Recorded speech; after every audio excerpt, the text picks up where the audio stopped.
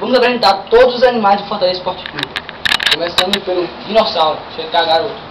Olha a cara desse menino. Isso é um dinossauro idêntico a um dinossauro. Olha pra isso aí. Aí vamos apresentar o caçaco. Não se esconda não, garoto. Venha. Venha. Olha ele aqui, ó.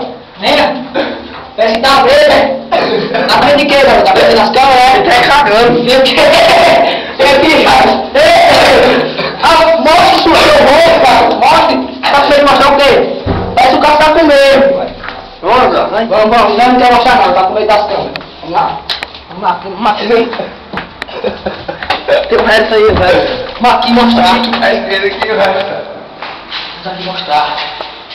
O lobisomem.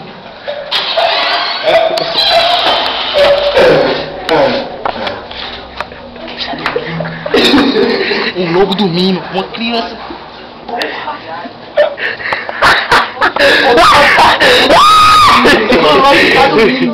O lobo está dormindo.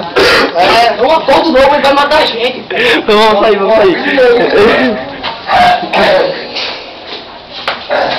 Ah, estamos amanhã aqui, nosso amigo Manuel Buchão. Olha. E aqui, meu amigo Urila Soft. Assim como o Dog. Já vem a robô desse garoto aqui. Tá bom. Vamos. Aqui está o caçaco. Não quer falar. Tranca não, irmão. Tranca não, olha lá. Vamos andar aqui. Siga-me. Vamos apresentar aqui nosso amigo Charles, mais conhecido como Batoré. E aqui, nosso amigo John Rambo, ele que quer matar todo mundo. Vamos andando. Siga-me.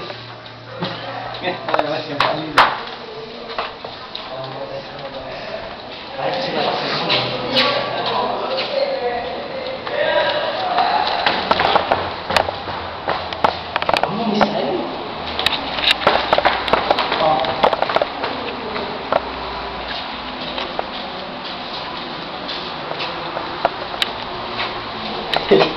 Nosso amigo Paulinho, o House, conhecido como gado de briga. O DVD dele vai ser na assado. Verdade. Baixa 2, 3. Ei!